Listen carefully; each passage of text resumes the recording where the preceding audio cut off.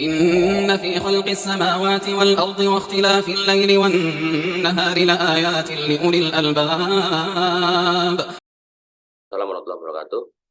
Afwan admin bertanya, suami saya alhamdulillah baik, perhatian juga, tanggung jawab terhadap keluarga, tapi jika marah dia selalu merendahkan saya dan menghina keluarga, bahkan sampai KDRT, sampai semua keluarga tahu kalau saya pernah disiksa tanpa saya beritahu mereka. Yang jadi pertanyaan saya, apakah saya harus melanjutkan pernikahan yang gitu ataukah saya meminta cerai?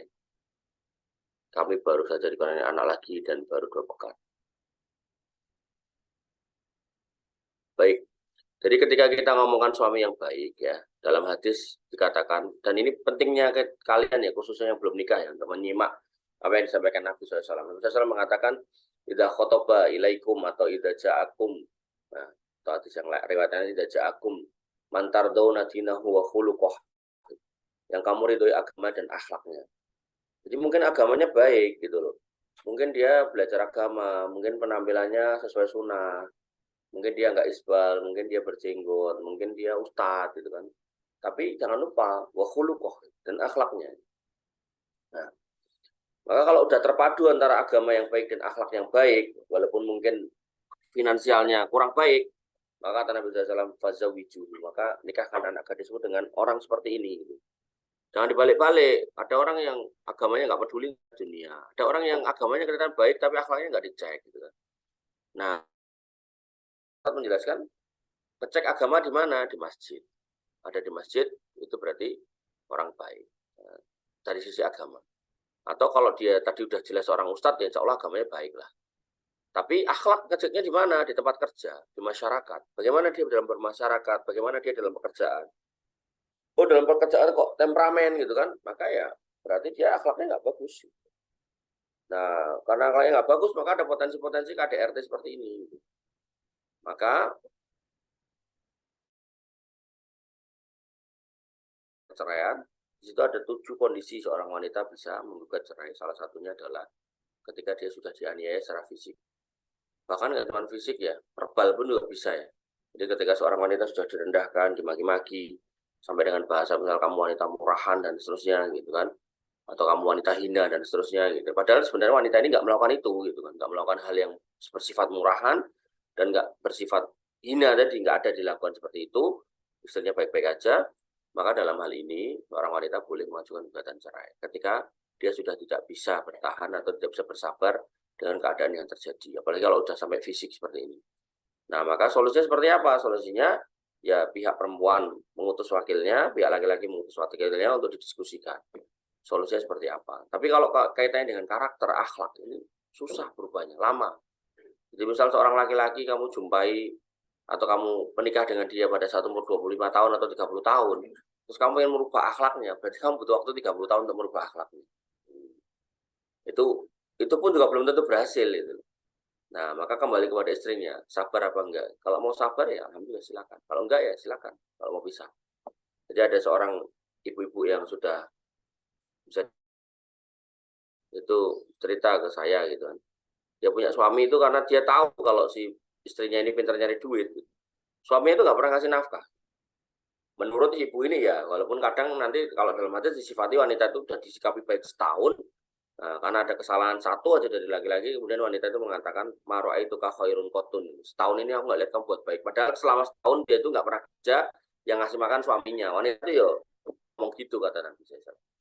Nah, tapi ini kita ngomongkan konteks yang sebenarnya, anggap aja omongan ibu itu benar itu kan. Bukan yang dinanya ini, ibu yang lain itu kan. Jadi ini kasus untuk memperjelas lagi gitu.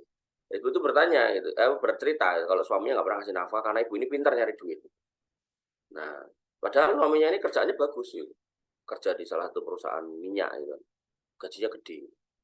Nah, cuman ya saya bercanda aja lah, kalau nggak dikasih jenengan buat apa ya? Dia tabung tuh misal buat beli rumah. Nah, berarti rumah jenengan nyemakai gitu. Ya iya. Terus dia beli mobil itu. Kalau beli mobil jenengan ya ikut naik tahun. Iya. Tapi nggak dikasih buat harian, buat apa namanya, beli apa? Harian lah pokoknya buat makan lauk, buat kebutuhan harian tuh istrinya ini karena dia istrinya terjagang gitu kan.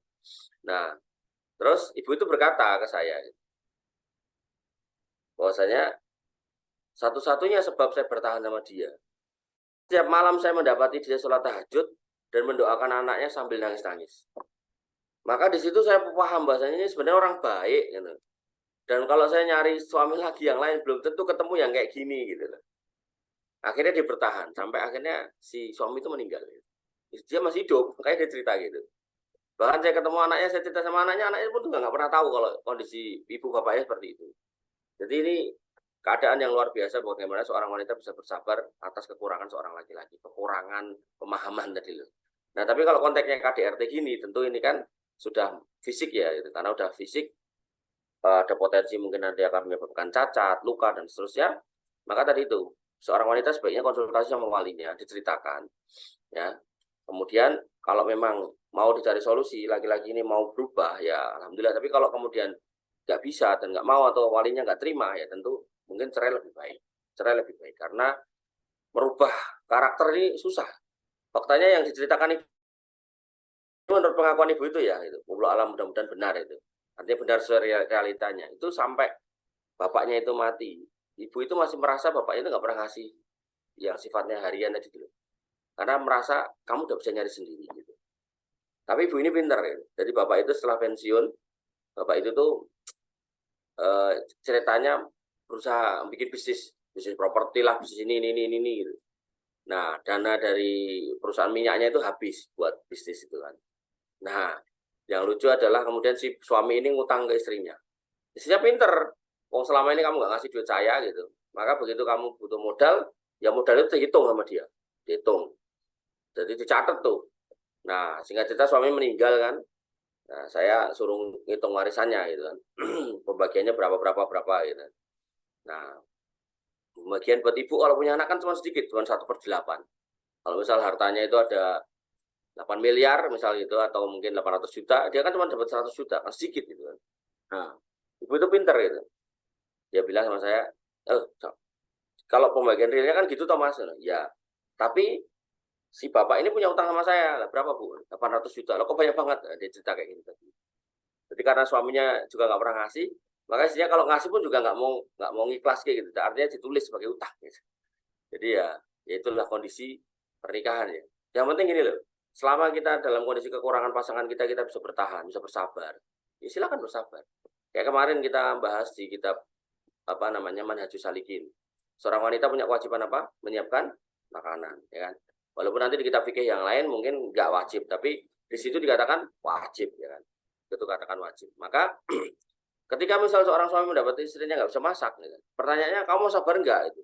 Kalau kamu termasuk orang yang nggak bisa sabar, kalau istri nggak bisa masak, terus terjadi apa yang seperti video yang pernah saya ceritakan itu, diantarkan ke rumah orang tuanya protes lah, senang sama dia, anak saya cantik, suaminya jangan ngomong, saya ngerti bu, anak ibu itu cantik, dan saya waktu itu memang senang sama anak ibu gitu.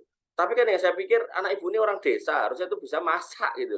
Kenapa kok sudah cantik orang desa tapi kok nggak bisa masak gitu? Ya sekarang tak pulangkan gitu, karena buat saya masak itu penting gitu. Makanya saya selalu ngomong ke beberapa ikhwan yang ta'aruf lewat saya katakan, ya tanyakan hal yang penting ya. Dia bertanya, hal penting itu apa? Saya bilang, kalau emang tempe itu adalah lauk yang penting buat kamu, kalau nggak ada tempe kamu nggak bisa makan, dan kamu pengen istrimu bisa masak tempe, tanyain gitu loh. Paham ya? Tapi kalau itu nggak kamu tanyain ya, berarti kita anggap itu nggak penting dan dijadikan masalah nanti kalau nikah. Nah, adapun KDRT ini nggak kelihatan, nggak dibaca. Mungkin mau laki-laki ditanya, kamu kalau nanti saya nikah kamu kasar nggak? Jawabannya enggak. Gitu. Kamu kalau saya mau terima lamaran kamu, nanti kamu bersikap baik sama aku nggak? Jawabannya mesti iya gitu. Nggak mungkin aku akan kasar, aku akan mukulin kamu ya. Mesti wanita manapun mesti kabur lah sejak awal. Pasti jawabnya yang baik-baik. Tapi begitu kemudian realitanya itu ya yang ngadepin ya istrinya itu sendiri. Tapi kalau terkait bisa ngoreng tempe, terkait kerja itu kan bisa dijawab gitu. Dan jawaban itu sebelum nikah dan setelah nikah mungkin sama. Ya, tapi kalau kemudian terkait KDRT itu mesti ditutupi. Maka intinya jawaban saya terkait ini, maka silakan didiskusikan sama walinya karena mereka berhak tahu orang tua kita, paman kita, atau kalau orang tua paman nggak ada maka paman kita. Kalau paman nggak ada mungkin tahu. Kemudian kalau dari kacamata saya itu kembalikan kepada penanya ini mau bersabar apa enggak. Kalau mau kalau sekiranya nggak sabar karena memang dia namanya KDRT laki-laki ya, itu kadang itu sampai bisa bikin lumpuh, cacat dan seterusnya. Maka untuk menghindari bau dorot yang lebih gede ya mungkin pisah lebih baik. Wallahu taala alam.